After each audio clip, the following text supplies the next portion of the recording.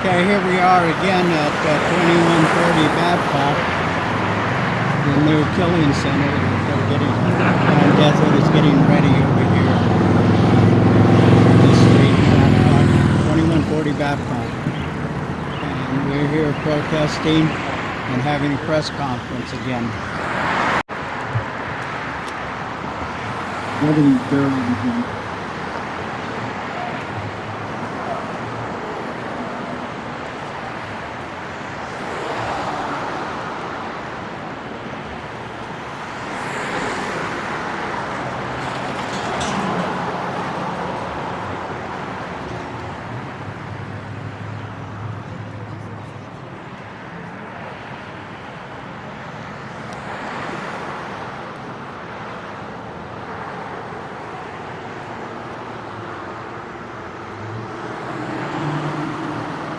Good afternoon, everybody.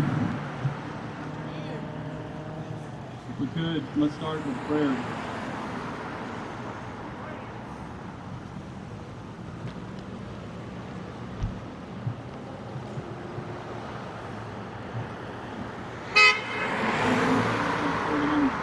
A prayer to abortion. It's a nation being built. It's built out to bring education and awareness to those who are building it, that they would come to a greater understanding of the dignity of life, that they may live life without regret by working off this job site and not building out something that's going to lead to the slaughter of innocent human beings and the hurting of women. A prayer to end abortion. Lord God, I thank you today for the gift of my life and the lives of all my brothers and sisters, especially those who are out today. I know that there is nothing that destroys my life and abortion and other people's lives. I am ready to do my part to lead today to do this part. Never be silent, never be passive, never be committed to being born, and put myself to be active in her life duty, and never stop defending life until all my brothers and sisters are protected. And our nation once again becomes a nation of unity and justice, not just for some, but for all. In Christ our Lord. Amen. Thank you everybody for being here on behalf of the Stop Abortion Coalition here in San Antonio. Made up of a large number of organizations and people. We thank you for being here, joining us. We're honored today to have with us Silent No More Awareness ladies who have lived and learned and are here to share their story about their regret. A decision that was made in a crisis situation, a decision that was learned from, and a decision that led them to lead a life of holiness, and to lead a life of trying to help other women make good choices in their life. And so we welcome Silent No More Awareness campaign, Kathy Kerr, and we'll ask Kathy to join us in sharing her story with us. Thank you, Kathy, for being here.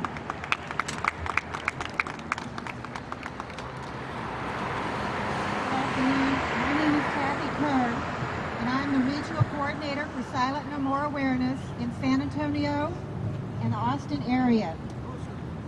Silent No More seeks to expose and heal the secrecy and silence surrounding the emotional and physical pain of abortion. We strive to offer hope and healing for those who have been through abortion and to educate the public about what abortion truly is through our testimony.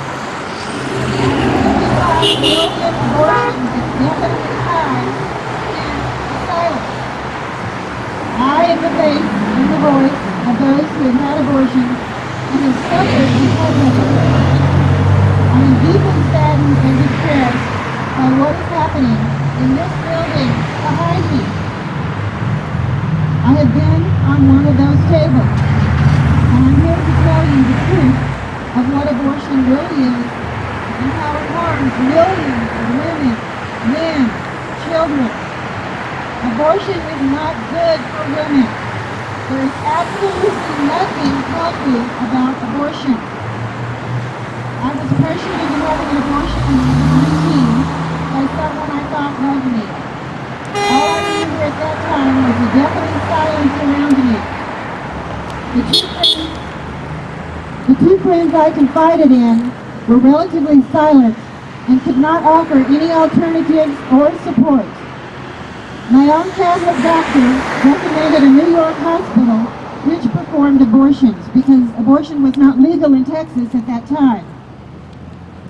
The clergy was silent. There were no crisis pregnancy centers that were publicly known about. I felt trapped, fearful, and lonely. I felt I had no other choice. I became like a machine, doing what everyone told me to do. Others only seemed to want for me to eliminate the problem, but what I didn't realize was that I would be adding a lifetime of much more severe problems. The abortionist told me that that's true. That they're looking at me only the depression and the baby's heartbeat to be detected as early as 4 weeks. I felt that I felt confused, trapped, and hopeless.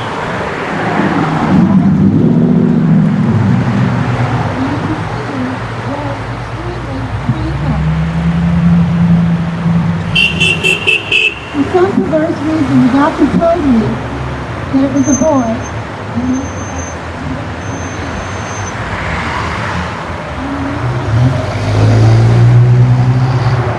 The horrifying sound of the suction machine as the doctor removed the remains of the child.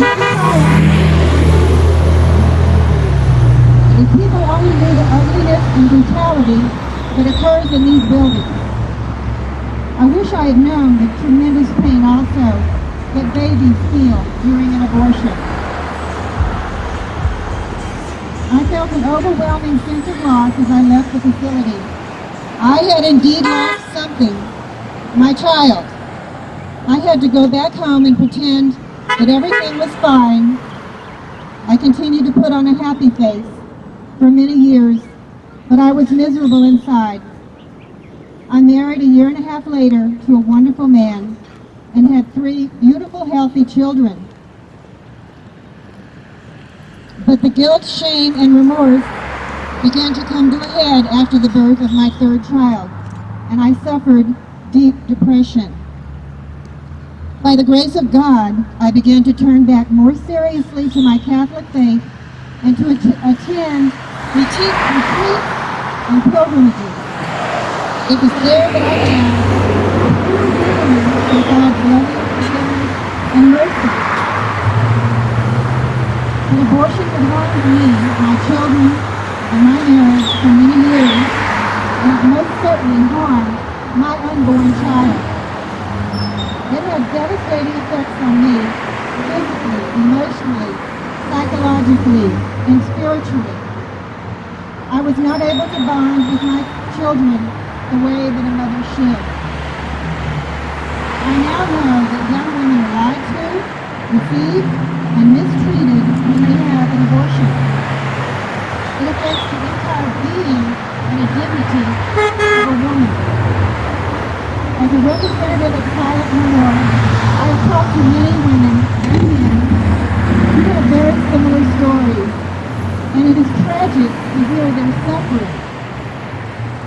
I am currently ministering to a woman who has had 9 abortions, some surgical, some chemical.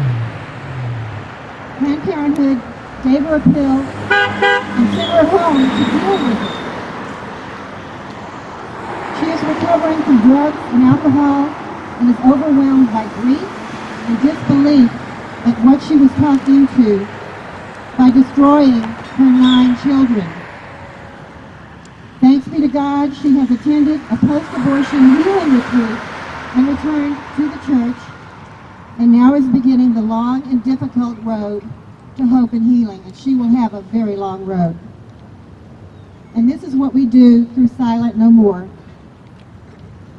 There are better and more loving alternatives than abortion. Women deserve better than abortion. This is the real war on women.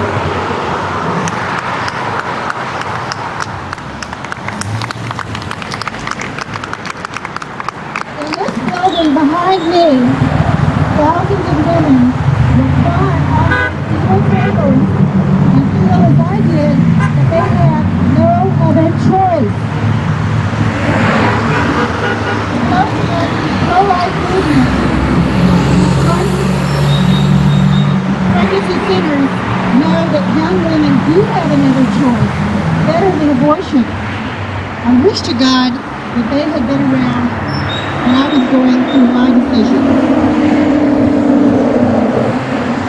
There is help available for them, and most of it is free. These people are the real heroes, not Planned Parenthood. I beg anyone within the sound of my voice to reach out to those people who will provide you with truth and assistance that you need and that you deserve. You will not receive it in this building. We need to eliminate the crisis, not the child.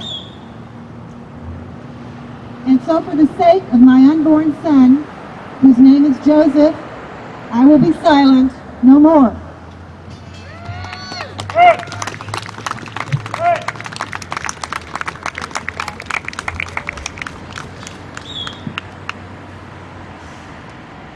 Thank you, Kathy. What a testimony. Can't imagine what Kathy has gone through all these years. And it takes some real courage for her to speak out like she has here today. And there's thousands, hundreds of thousands of women that need to speak out too. So thank you again. You know, this building behind us, just so you know, is 20,000 square feet of space. The structure where it can abort anywhere from 20, you don't really know the exact number, 20 to 60 babies per day. If they're open 5 days a week, you can do the math. If they're open 7 days a week, you can do the math.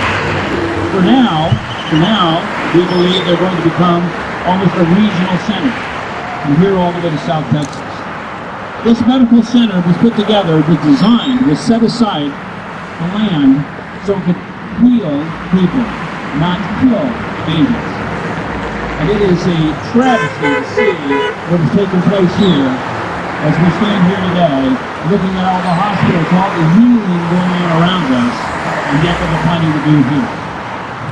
Our next guest that I want to introduce is Linda Schitt-Schlieder, attorney at law with the Trinity Legal Center, and she's going to address defending life and advancing justice here in San Antonio, especially laws that are in place to prevent this. So, Linda, if you'll give us your wisdom here. Thanks so much, Mike. Mike says I'm an attorney, and for the last 2 decades I've been working with post-abortive ladies. Thank you for your powerful testimony. It is only because of the courage and the bravery of women to speak out that we know the truth of abortion. And the truth of abortion is that it hurts women. It hurts them physically, emotionally, and spiritually. When the United States Supreme Court decided Roe, I truly believe it thought that it was going to do something helpful for women. Little did it know that with widespread legalized abortion, that there would be such death and destruction, not only of the baby, but also for the women who go through abortion and who are taken captive. I'm happy to say that there are positive, life-giving choices that women can make. Actually, they're not really told about those choices until much later after they've had their abortion, and they go to places like the Crisis Pregnancy Centers. But there are life-giving choices, and I'm also pleased to tell you that the state of Texas has been a leader in protecting women and giving them these choices. In 1999, the Texas legislature enacted what is called either the Safe Haven or the Baby Moses laws. And we can thank our legislature for doing that because it gives women a life-giving choice. Women who feel that they are not able to care for their babies are able to take their children to a place such as a hospital, a fire station, a police station, an EMS station, and give that child to those officials. The positive thing is that the state of Texas in the interest of life, is willing to take care of that child until adulthood, or to be able to place the child for adoption. What a blessing, not only for the mother to not go through the kinds of things that Kathy has talked about in the physical, emotional, and spiritual problems that post-abortive ladies face, but also that there is a child who has a chance at life and who can make a difference. Texas has been a leader. After 1999, other states began passing the baby Moses law. And today we have about 48 of the 50 states that have these laws. So women all over the country have a life-giving choice instead of death and destruction. How ironic that we're standing on the street, where on one side of the street we see all of the medical facilities here in the medical center that give life, that give healing, that give the positive kinds of treatment that women need. And yet on the other side of the street, we find a facility that is going to bring death and destruction to the babies, and that's also going to create these enormous problems for the women. But this is the kind of divide that we have, and there are choices. Choice for which side Texas women will be on. Will it be a choice for life? I hope it will be. I urge women to make that positive choice. We do have the ability now to be able to give our children to officials in Texas. We have adoption procedures, so women have positive choices that they can make. The Supreme Court decided Roe v. Wade after Norma McCordy, who was the Roe of Roe v. Wade, had her baby.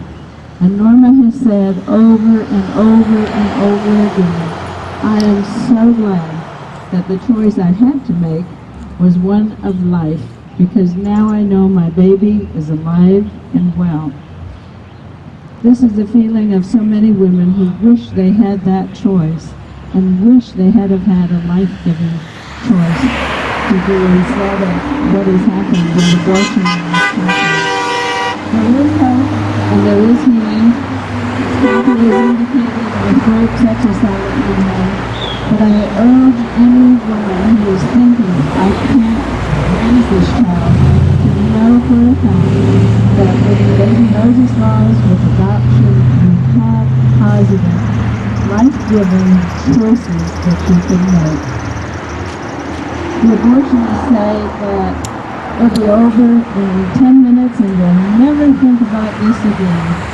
But our post-abortive ladies indicate in their sworn affidavits that that's a lie. They think about it all the time. It never goes away. And so abortion may seem like a short-term solution, but really it is a long-term consequences. So choose giving the baby an opportunity for life, and also protect yourself from the physical, emotional, and spiritual problems that abortion causes. Thank you. Thank you, Linda. It's amazing that the laws that are in place. We do not need this facility behind us in Texas any longer. We don't even need it.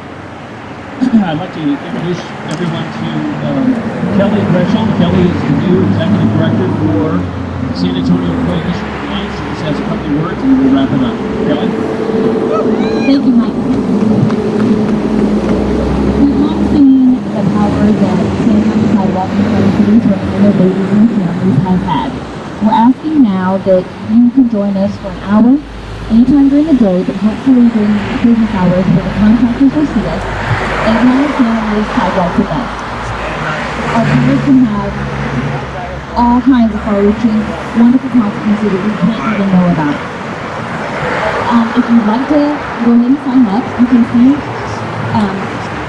you can sign up at Public Post for Life, call us, get your name on the list, or send us an email. Also, bloodmoneyunsafe.com is really the best website to go to, and has all kinds of information about what we're doing here to stop this neighborhood from opening. And I'd also like to urge you, we have a list of the contractors who are building this building. It's important that we let them know that it's not okay for our community to have Planned Parenthood that kill babies like this, and we'll call it the business. Our pressure can persuade a business to go ahead and quit building this building to ensure community. Thank you very much. Thank you, Kelly. And we do have those, if you have an interest, we do have the sign-ups here, and we do have the contractors list floating around somewhere. So we encourage you, if you don't want to be confrontational about